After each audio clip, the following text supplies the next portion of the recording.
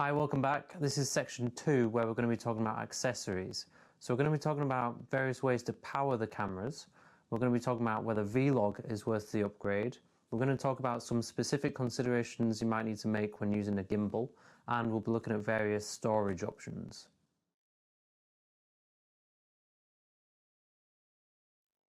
In this video, we're going to be looking at the power options you've got for these cameras. We're going to be considering the value of each option and the battery life that you get from them. We're going to be looking at the OEM Panasonic batteries. We're going to be looking at a third-party battery called Numoma, which has got one of the best reputations for third-party batteries. And lastly, we're going to be looking at a USB power brick option. I've done some testing around how long these power options will last, and I want to sort of draw your attention to the value that they offer given the price that they'll cost to buy. But please bear in mind, the tests that I've done were in test conditions. I set the camera going to record 4K at 30 frames a second with the monitor out but completely static on a tripod. So the figures you'll see are not necessarily a guide as to how long you can expect to get out of the batteries, it's more just for comparison's sake, and I'd expect to get about 25% less power in the real world conditions. Kicking off with a regular Panasonic battery, when you buy them separately you get this cheap horrible little bag with them. Let's take a look at the test results I got from this battery. So in my test I got about 2.5 hours before it died, and it went down to the red flashing light with about 6 minutes left of the life. Charge time is about 3 hours, and they cost about $50 to $60 in the US and £50 in the UK. Next up we've got a budget Chinese brand, Numoma, and to their credit they come with this really nice case which is much more sturdy than what you get from Panasonic with their batteries, and also it comes with a USB charger. These come in a pack of 2 and the USB charger charges them in about 6 hours, and that's using an iPhone plug to micro USB cable. Performance wise, as you might expect, they weren't quite up to par with the Panasonic ones. They gave me an hour and a half each, but when you consider the fact that it's £25 or $25 for 2, an hour and a half for $12.50 is actually much better value than you get from Panasonic. The last option is the USB, and that's kind of slightly out there. It's also a third-party solution. So you need a USB power bank obviously, and it needs to be a very specific voltage so as not to cause any trouble with the camera. I use this Anker one. It connects to this dongle here, which in turn connects to a dummy battery which goes in the camera of course. To run a cable out of the battery section you need to lift this flap once the section is open. The cable then runs through there and it can be closed. Once that's all hooked up, obviously you've got to do something with this USB bank, so you can either dangle it off a tripod or you could mount it on top with a cold shoe mount like I've done here. This thing just carries my USB bank. Obviously this will slide onto the top of the camera and hold it there for me. I'll provide links to these items in the usual place by the way. You can't see me, but I'm holding my hands up now in confession to say I've not fully tested this USB in the same conditions. That said, after using it, I'm pretty sure you'd get 7 hours in the same test conditions. That's crazy value for the price. So the battery is about £26, the adapter was about £24, so that's a £50 setup or about $60. As you can imagine with a beast like this, it takes a while to charge, so it's about 6 hours on a 2 amp charger, but if you've got a 1 amp plug, it's going to take you a whopping 14 hours. There are a few caveats you need to know about. So on this setup, to use photographs you actually need to be in silent mode because it doesn't have the power to run the shutter. Also, I'd be really cautious about being outside, even if there's even a slight chance of rain or humidity. We've essentially broken the seal to the battery compartment, so you need to be mindful. Now I'm kind of a cautious guy, so I bought OEM batteries and then padded my kit out for extra longevity with the other stuff.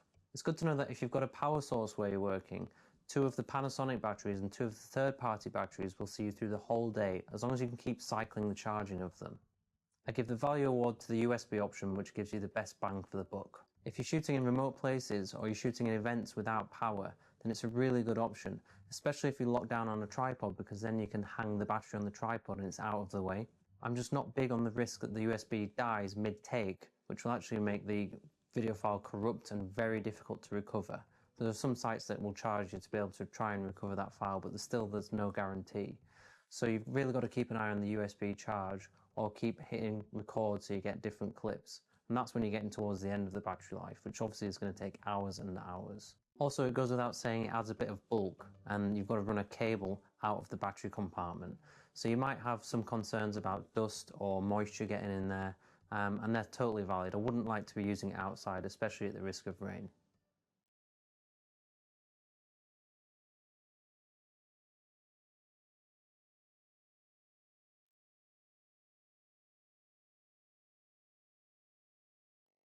Vlog comes pre-installed if you're using the GH5S, but if you want that on the GH5, it's going to cost you. At the moment it's about £81 or $97 for the upgrade. It's also a ridiculous process to upgrade the camera. You get a snail mail package which takes days, if not weeks, to arrive, and then you've got to go online with the code that you get. It's absolutely crazy. Why they can't just do this all electronically over email, I'll never know. You'd consider Vlog if you want the maximum latitude in post to push the colours around in a heavy grade. Also, it gives you extra dynamic range, which is the biggest benefit. Dynamic range then, if you're not familiar with it, it's the metric that quantifies how well a camera can preserve detail in the extreme dark areas and the light areas of the scene at the same time. So it's your camera's ability to keep good exposure over differing light levels of the scene without clipping, which is where you've lost the detail in the highlights completely. So in this scene here, we've got bad dynamic range. We've got darks without much detail in them, and the sky there is completely clipped, so there's no detail showing in it. It's obviously not a very pleasing image, but if we see what better dynamic range would look like, we've got the details there in the clouds and the shadows have come alive as well. So excuse my scruffy bedroom here for the second. I just wanted to show what dynamic range can mean in a practical setting. So here, if you're doing a real estate shoot, the room here is quite well exposed. You can see the shadows and there's details there. But out of the window, there are certain parts which are overexposed and clipped. So if you see above the building which is outside the window, there's an invisible roof there because the camera wasn't able to capture the details in the highlights. I mean, even if we reduce the exposure level in post, there is no detail coming out there. It's just going to be invisible. So that's how the scene looked in a regular Rec 709 profile. If we switch to log, you'll be able to see that the same exposure in the room actually allows more details to be captured outside in the bright areas. So all of a sudden there's a roof there that's appeared on the top of the building that was previously missing. So you can see how the log profile gives that little bit extra dynamic range to the camera. And to some people that can be a big deal. I mean, sometimes that's just the difference between an expensive cinema camera like a Red or an Arri Alexa compared to the DSLR world. The human eye can see details in shadows and highlights at the same time, so that's what looks the most natural and the most pleasing to us. And to get a camera to be able to capture it in a similar way is an expensive business. Here's another example of a scene shot in log, and we're helped by the log here because we're able to capture the details in the sky, such as the clouds, whilst maintaining a good exposure on the skin. This is also an example of the second reason why you might use a log profile, and that's for the ability to grade it with an interesting or creative look. So here I've introduced pink tones into the sky, and it's managed to be done without introducing any blockiness into the colours or any strange saturation artifacts. That's of course going to be helped by the fact that I'm shooting in 10-bit, but log just adds a little extra dimension to it. So that's why you might choose to shoot in log, but you also need to bear in mind it comes with its own drawbacks. So first of all, low light conditions, log isn't recommended. This scene here shot in a Rec 709 profile is relatively clean, and the same shot on the same lens with the same exact settings other than the picture profile, the log will actually give you a bit of a noisier image. Now you might not be able to tell that through the compression that you're seeing this in, but if noise is an issue for you, you do need to bear it in mind. If we zoom in here a little bit, you'll be able to notice some of the noise in the brickwork. Bearing in mind this was shot at 800 ISO, you might expect it to be a little cleaner than it is, but I would say at least the log is able to expose the highlights better and the signs look less blown out than they did on the Rec 709 profile. So the next drawback is that some people are seeing green artifacts in certain colours, particularly skin tones. It's apparently helped by shooting in 10-bit versus 8-bit, so to test this we're going to look at my face in some pretty unflattering angles. Viewer discretion is advised. So here's me and my bad skin in all its horrible glory. This was shot in 8-bit, which is now regarded as a bit of a no-no for shooting Vlog on this camera. There's a known issue on Adobe Premiere Pro at the moment which intensifies the problem, but this is edited on Final Cut Pro and doesn't look too bad. The colours that you're seeing in my skin probably are that bad. So let's compare that to what 10-bit looks like. You might notice, particularly under my eyes, that in 10-bit it's just a little bit softer. Now I don't mean resolution, but there's actually a smoother tonality and a gradation between the colours. And to really highlight the difference there and the terribleness of my skin, we're going to zoom in and bump the saturation to a level that you would never use, but it does show the difference. Again, I have to say I'm sorry about this, but it's me again. Okay, if you can hold back the sickness just a little bit, I'll make this quick. You can tell from the way that the redness under my eyes blends into the rest of my skin that the 10-bit stuff on the right is looking better, and also that yellow streak going down the corner of my nose to my mouth is just slightly less hideous in 10-bit. Whew, okay, that's all done. Promise no more face. So, Vlog. Here are the pros and cons. It does give you more dynamic range. It's just a little bump, but sometimes can mean the difference between getting some details in the highlights that you want to keep and not. It lets you push the colours a little bit more, especially when you use 10-bit, which means that you're able to get a more creative grade, or you've got a better chance of matching this to a different camera. On the flip side, it's not as good in low light as other profiles. And actually, it's recommended you overexpose slightly when you shoot it, so that means you need to be in even better lighting conditions than you otherwise would do on other Rec 709 profiles to get the best. You should expect it to take longer to color grade, and there's a cost involved to install it on your camera, unless you're dealing with the GH5S, in which case it came with it. And to see the best results, you need to be shooting in 10-bit, and that means forsaking one of the best things that this camera can do, which is 4K slow motion. Those profiles are not in 10-bit, it only goes up to 25p in 10-bit, so you have to actually make a choice between 4K slow motion or 10-bit. That is unless you want to shoot externally to something like an Atomos recorder, which can do 4K 60 in 10-bit, but that comes at a cost. So is Vlog worth it for you? Well, that kind of depends. You definitely can get cinematic and professional results without using it, so it's not a requirement, I would say. But if you are the kind of person that wants that extra little bit from the camera, then it could be seen as essential. That extra dynamic range does come in handy in certain situations, but you can definitely live without it.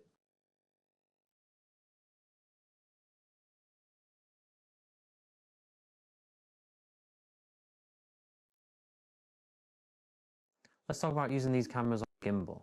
Now, I'm not going to go into reviews of specific gimbals or anything like that. I'm just going to try and attack this from the angle of you've got a gimbal, you've got one of these cameras, and you want to know how best to use it. So we'll look, for example, at some focusing options. Lens-wise, the wider the lens that you use, the smoother the result will be. For users of the Sigma 18 to 35mm, I just want to say, because it's such a big, heavy beast of a lens, you've got to be really careful about which gimbal you use. You've got to make sure that the payload can manage all of that weight. The Xeon Crane series, for example, is a funny one because some of the models support that big heavy lens and some don't. So the original Xeon Crane did work for some people with the GH5 and the Sigma 18 to 35. The Xeon Crane V2, not to confuse that with the Xeon Crane 2, the Xeon Crane V2 does not allow the 18 to 35. The motors just can't handle that weight. Now the Xeon Crane 2 is a bigger payload and that one can. Other gimbals with a payload bigger than that should be able to manage it, but you should always check if you can.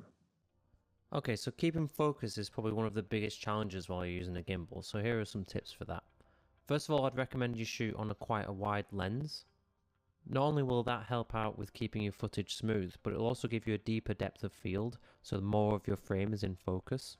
In these real estate shots here, I'm using a 7.5mm lens by Laowa. This is an f2 lens and it's fully manual. It helps keep a deep depth of field because it's so wide. Another way to ensure you get a deep depth of field, of course, is to close down your aperture. How much depth of field you get will actually depend on the lens that you've got. So on that Laowa 7.5mm, I only need to really stop down to a 2.8 or so to get lots of depth of field.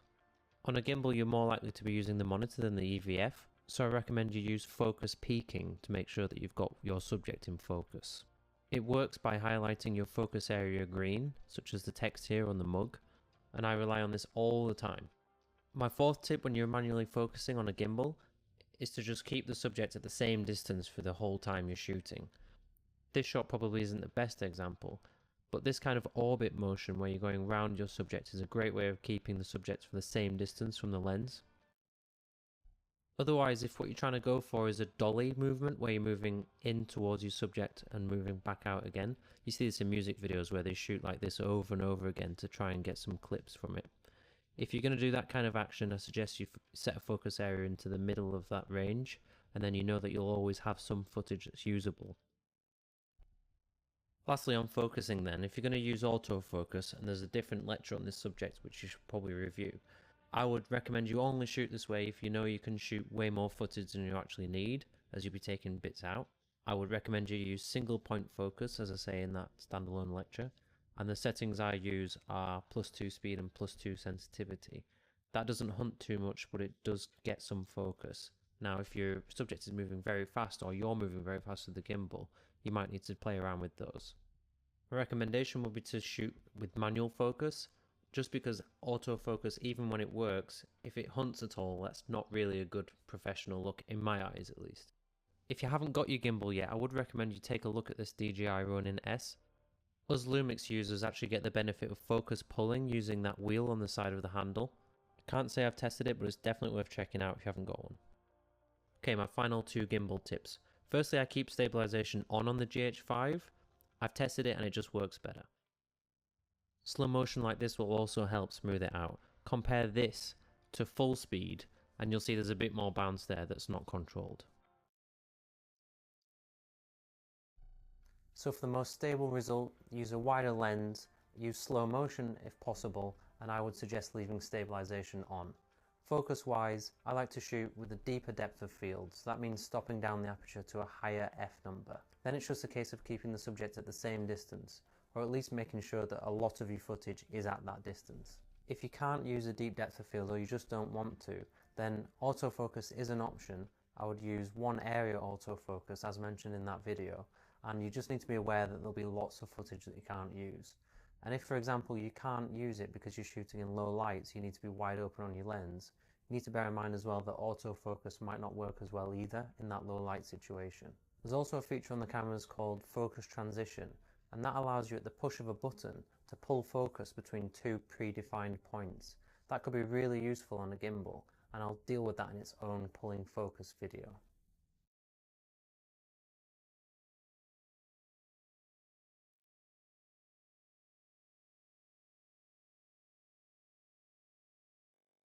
The really high bitrate of the GH5 and GH5S video files, the SD cards that you use need to be 2 things: fast and large.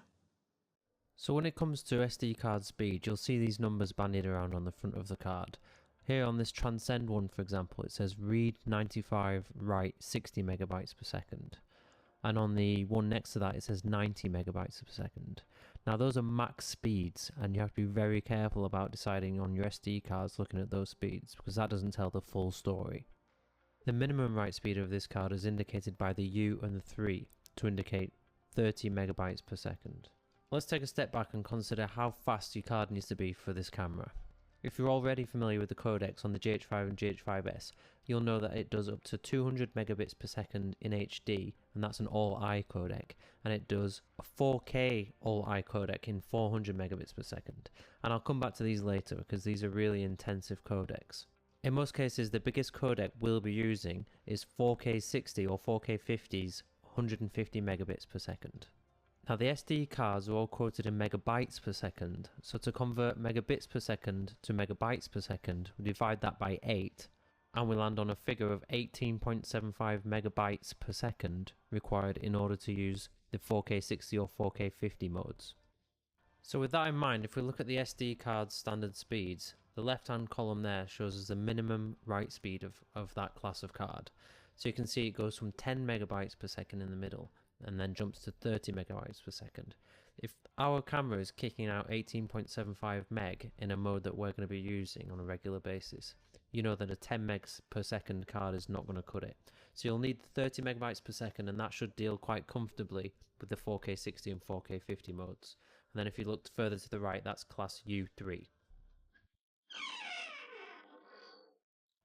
So these are the cards that I use, and I can recommend any of these because none of them have failed me. So this is a SanDisk one. It goes up to 90 megs per second, but it's U3, so it's fast enough.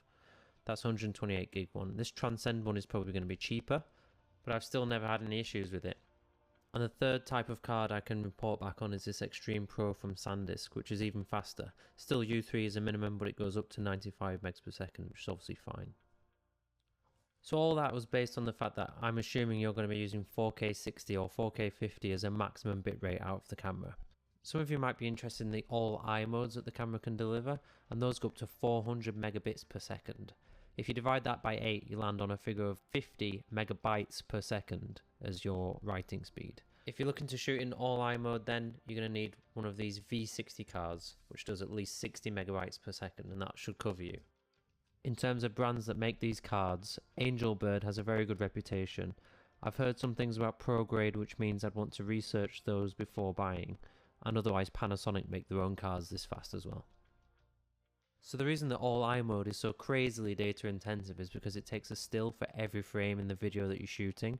The other codecs are actually taking stills less frequently than every frame, and they're making up the difference with an algorithm that says which pixels have changed between each frame. From my research into this subject, a minority of people have said that they've been able to grade better on the all-I modes, but honestly I think the consensus is it's just not worth it. And when you think about the difference, you'd think the all-I mode would be loads better than the others, but actually I've not been able to see a difference.